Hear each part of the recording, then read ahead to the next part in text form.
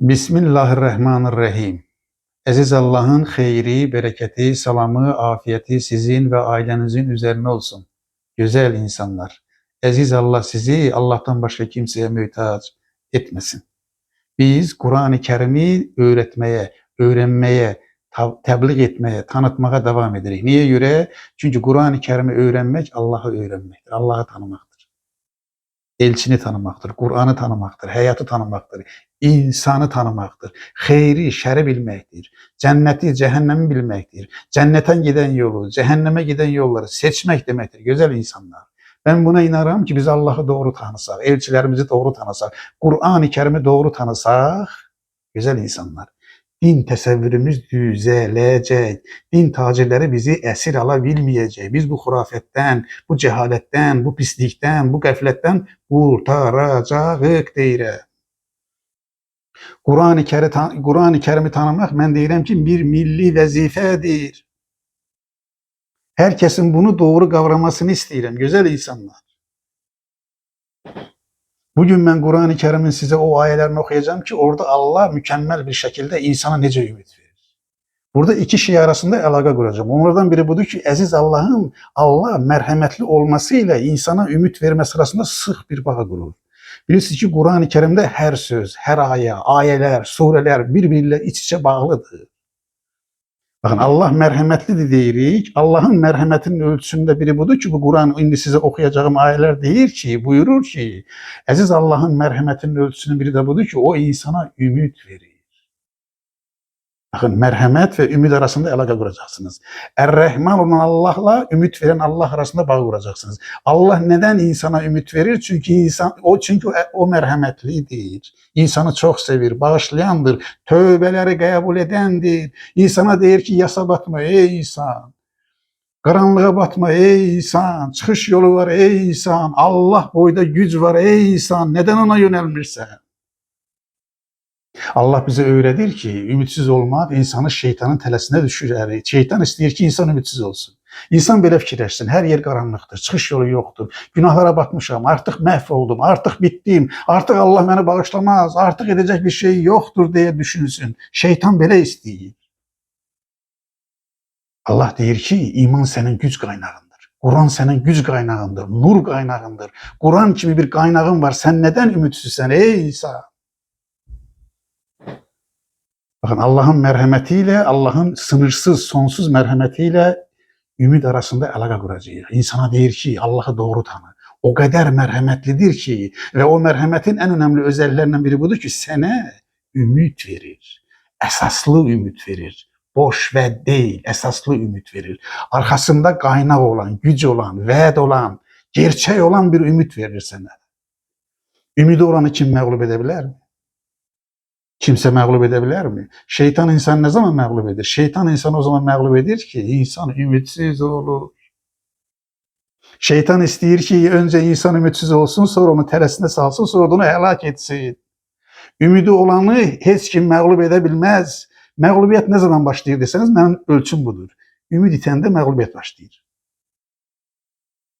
İndi əziz Allah bu Furkan suresinden okuyacağım, size bir neçə ayə okuyacağım. Bakın görün insana necə ümid verir. İnsanı kuyunun dibinden nece çıkarır Allah. Yeter ki insan onun ipinden tutsun. Yani Kur'an'dan tutsun.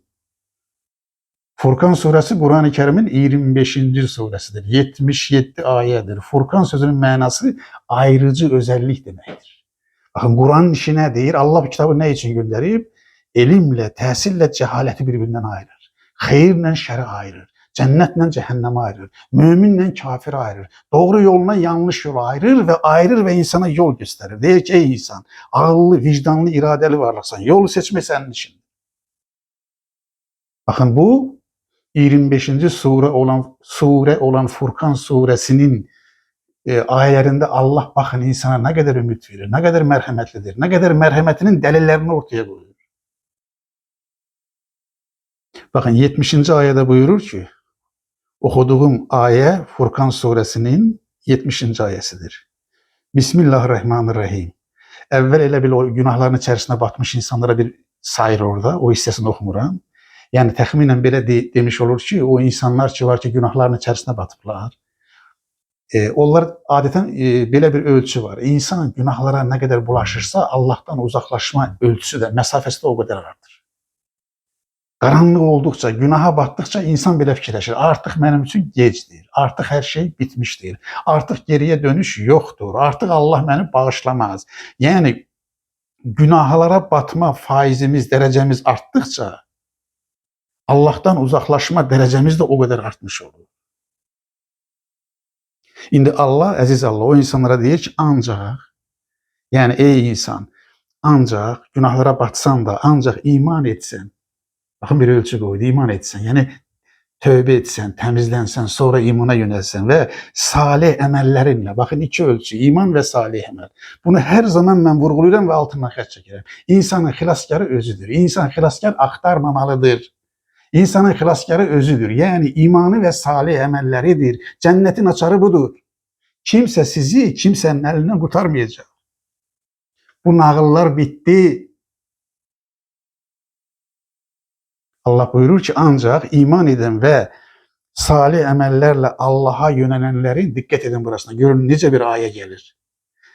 Günahlarını, o insanlar ki, əvvəllər, keçmişdə, həyatında çoxlu günahlar işlədilər, əgər onlar geriyə dönsələr, tövbə bilirsiniz, dönüşdür, tövbə özünü tənqiddir, tövbə ayılmadır, tövbə fərq etmədir, tövbə çirkabın içində olduğunu bilmədir və oradan çıxmaq üçün çarə axtarmadır, tövbə həm də cəsarətdir, tövbə Allaha bunu deyirsən, Allah, mən dəyişmək istəyirəm, mənə yardım et, mən dəyişmək istəyirəm.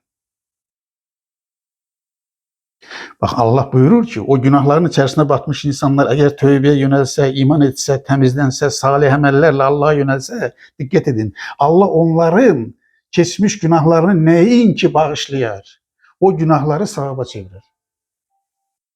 Niyə görə? Ayə belə bitir, Allah çox bağışlayandır, çox mərhəmətlidir. Allah nə qədər bağışlayandır, nə qədər mərhəmətlidir, gözəl insanlar. Baxın, sizin günahlarınızı, ey günaha batmış insan, sənin günahlarını bağışlayaram, buyurmur Allah. Allah buyurur ki, əgər sən geriyə dönüş etsən, iman etsən, salih əməllərlə mənə yönəlsən, sənin keçmiş günahlarını nəinki bağışlayaram, o günahlarını savaba çevirəcək qədər mərhəmətlidir Allah buyurur. Baxın, Allah insana day nə desin ki? Anlayan insana Allah nə desin ki? Nə desin ki, ölmüş qəlbləri oyatsın?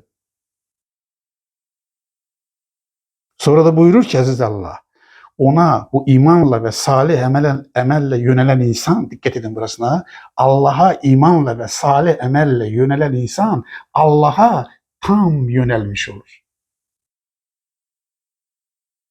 Baxın, bu iki ayədə mən çıxardığım nəticələri sizə paylaşım, görün Allah hansı mesajlar verir. Birinci, əziz Allah, bu iki ayədə buyurur ki, gözəl insanlar, insan qüsurlu varlıqdır. Baxın, mükəmməl olmağa çalışmayın. İnsan mükəmməl ola bilməz. Mükəmməllik bir psixoloji xəstəlikdir. Sən həddini bilirsən, sən Allah deyilsən, mükəmməl deyilsən, qüsurlusan. Qüsurlu insan gözəl insandır, xeyirli insandır, qüsurunu görür və onu düzəltməyə çalışır. Allah bizdən mükəmməllik istəmir. Əsla günahsız olun demir, deməz. Çünki Allah insanın ustasıdır, insanın qüsurlu olduğunu bilir. Baxın, birinci verdiği mesaj budur, gözəl insanlar. İkinci deyir ki, keçmiş, ey insan, keçmiş qədərin deyil. Yəni, bu nə deməkdir? Keçmişdə mən günahlar işlədim, daha qurtuluş yoxdur. Batdı, bitdi. Allah məni bağışlamaz. Belə demə deyir, ey insan. Keçmiş qədərin deyil. Keçmişi dəyişə bilmərik, doğrudur. Keçmiş keçdi, amma diqqət burasına, keçmişə münasibətinizi dəyişə bilərsiniz. Keçmiş keçmişinizin sizi, bizi əsir almağını istəmirsinizsə, keçmişinizi dəyişmək olmasa da, keçmişə münasibətinizi dəyişə bilərsiniz. Yəni, keçmişə elə bir anlam yükləyərsiniz ki, keçmişdə yol verdiyiniz səhvlər fürsətə, müəllimə, dərsə, ibrətə çevrilir. Onu söylüyor Allah. 3, deyir ki, günahların əsiri olma. Günahlar səni əsir almasın. Günaha batmışsansa, heç vaxt belə fikirləşmə ki, day mənim qurtuluşum yoxdur. Qurtuluş var, deyir Allah. Qurtuluş var, deyir Allah. Sonra deyir ki, insan, baxın nə söylüyor bu ayələr bizə, insan dəyişə bilən varlıqdır. Yani ben geçmişte günahlar işledim, benim de değişme imkanım diye düşünme. Deyir, insan değişebilen varlıktır. İstese değişer. Anlasa değişer. Fark etse değişer. Misyasını bilse değişer. Değişme iradesini ortaya koyan kimi emin olun ki Allah ona değişme gücü ve cesareti de verir. Sonra deyir ki değişme acılıdır. Çetindir, yani acılıdır deyir, ama cesaret istəyir. İnsan öz qaranlıq yönleriyle yüzleşmelidir. Ki her tarafını görmüş olsun. Değişme, bu ayeler diyor ki, değişme başkalaşma değildir. Değişme derinleşmedir. Değişme Allah'a bu mesajı verir. Bakın, tövbe Allah'a bu mesajı verir. Allah'ım, ben değişme istiyorum. Hayatımda yanlış ettiğimi anladım, gördüm, günahlarımı gördüm, fark ettim. Allah'ım, Et-Tevvab adıyla senden bir şey istiyorum. Ben değişme istiyorum. Benim değişmeme yardım et deyir. Tövbe değişme cesaretidir deyirəm. Bakın, bu aye hem de bize deyir ki, dikkat edin buraya, tövbe ve islah. Dikkat edin bu söze. Tövbe ve islah. Yani tövbe etme cesareti, tövbe etme ve özünü ıslah etmek, dikkat, cezaları düşürer. Merhamete bakar mısınız? Diyelim ki tövbe, bakın tövbe, bu ayeler diyor ki tövbe ve ıslah iradesi, ıslah olmak istedim. Cezaları düşürer. Cezaları tekçe düşürmez. Allah deyir ki o günahları sevaba çevirelim. Ona göre ben deyirəm ki, Kur'an-ı Kerim ümit kitabıdır. İnsana ümit verir. Karanlığa gömülme ey insan, o ışığı gör ey insan, cesur ol ey insan, özünle yüzleş ey insan. Kesmişini müellime, ibrete çevir ey insan. Allah'ın çok bağışlayıcı olduğunu bil ey insan. Kur'an'ın bir ümit kitabı olduğunu bil ey insan. Allah Kur'an'ı nazil ederken insana neyi tanıdı? Neci tanıdı? Deyir ki Kur'an, Allah Kur'an-ı Kerim'i ona göre nazil edi ki insanı karanlıklardan aydınlığa çıkarsın. Karanlık nedir? Bədbinlik, keçmişin əsiri olmaq, günahların əsiri olmaq, cəhalət, zina, içki, qumar, narkotik, əxlaqsızlıq, zülüm, hamısı qaranlıqdır, gözəl insanlar. Allah deyir ki, Allah buyurur ki, bu kitabı size ona göre göndermişim ki, siz güzel insanlar, bədbin olmayasınız, ümitsiz olmayasınız. Aziz Allah'ın sizi bağışlayacağına inanasınız, güzel insanlar. Bu ölçülerin devamı olarak da bak, 2 tane de ayet okuyayım size, güzel insanlar. Oradan biri budur ki, Allah buyurur ki, yine de bu ayelerin devamı olarak, Bismillahirrahmanirrahim. Okuduğum bu ayede Ali İmran suresinin 3. surenin 89. ayetidir. Orada Uca Allah buyurur ki, ancak bundan sonra tövbe edip özlerini düzeltenler hariçtir. Yani bir insan günahlara gömülüpse, o günahların hiç vecine de almışsa, Allah da tanımırsa, küfre yönelimse onunla bizim işimiz yok. Ama o insanlar hariçtir ki, istisnadır ki, onlar ne edipler? Bundan sonra tövbe edirler, temizlenirler. Tövbe temizlenme hareketidir. Onların özünü düzeltirler. Yani neyle düzeltirler? İmana yönelirler, salih amellere yönelirler. Allah buyurur ki, şüphesiz ki Allah çok bağışlayandır ve çok merhametlidir. Güzel insanlar. Bir ayede okuyayım size. Bakın orada Uca Allah ne buyurur? Bu saydığım ve sayabilmediğim mesajları toparlayan bir ayet okuyacağım size. O da Hud suresindedir. Hud suresi Kur'an-ı Kerim'in 11. suresidir. Orada Uca Allah buyurur ki, 114. ayette buyurur ki, gündüzün 2 bölümünde ve gecenin de gündüze yakın bölümlerinde namaz kıl. Namazını kıl deyir Allah. Bakın, lütfen burasına dikkat edin. Şüphesiz ki, bakın Allah'ın en önemli ölçülerinden biri gelir. Bunu dikkatle kavramanızı isterim. Lütfen güzel insanlar. Şüphesiz ki yaxşılıklar pislikleri yok eder. Bakın ölçüşe bakar mısınız? Önceki ayeyle bir alaka kurar. Orada ne söyledi? İman, tövbe ederse, iman ederse, salih emellerle Allah'a yönelerse, Allah o günah etmiş insanın geçmiş günahlarını neyin ki bağışlayar, onları sevaba çevirir. Burada da buyurur ki, bakın ölçü, klasik ölçü koyuyor. Değişmeyen ölçü koyuyor aziz Allah. Şüphesiz ki, hiçbir şüphe yoktur ki, yaxşılıklar pislikleri yok eder.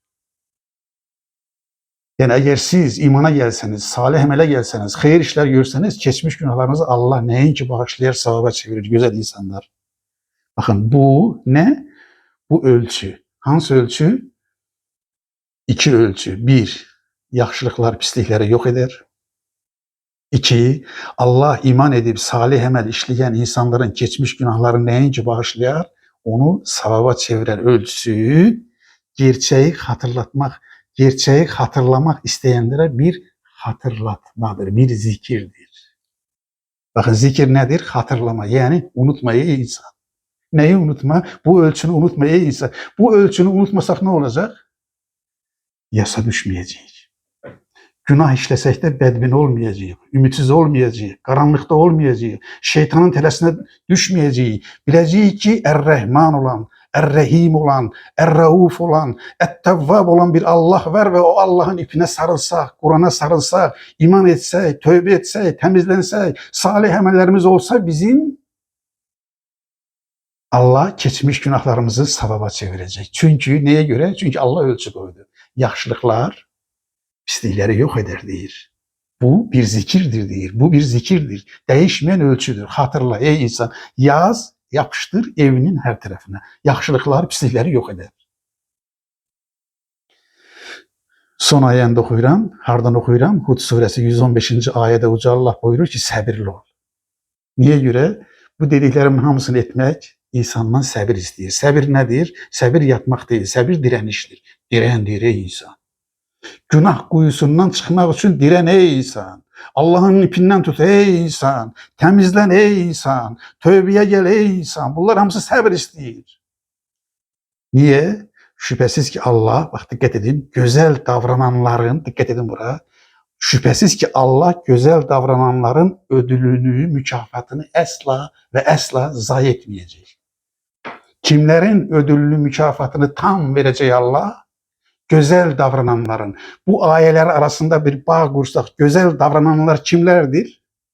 Günah işlese de, kusurlu olduğunu bilecek, tövbe edecek, imana gelecek, salih emellerle Allah'a yönelen insan, güzel insandır. Bu günahlarından arınmak için tövbe edip Allah'a yönelen insanın davranışı Allah buyurur ki güzel davranıştır. Ve onları, kimleri, bu güzel emel sahibi olanları Allah'ın mükafatı gözlüyor. Allah'ın salamı gözlüyor, Allah'ın bereketi gözlüyor. Yani güzel insanlar. Allah deyir ki insan, hiçbir halde ümitsiz olma. Müminin en mühim özelliği ümitli olmaktır. Mümin kimdir? Allah'a her anında ümitle yaşayan, ümitle bağlanan insandır. Allah, aziz Allah, ümidimizi artırsın. Bereketimizi artırsın, hayrimizi artırsın, ağlımızı açsın, vicdanımızı açsın, hakikati bize göstersin ki güzel insanlar. Kusur etsek de sonra tövbe edek, sonra iman edek, sonra da salih amellerle merhameti her şeyi ahad etmiş Allah'ın sonsuz sınırsız merhametine sığınak. Güzel insanlar. Aziz Allah size ve ailenize hayır versin, bereket versin. Beni dinlediğinize göre size teşekkür ederim. Sağ olun, var olun. Aziz Allah'ın sonsuz sınırsız merhametine emanet olun. Güzel insanlar.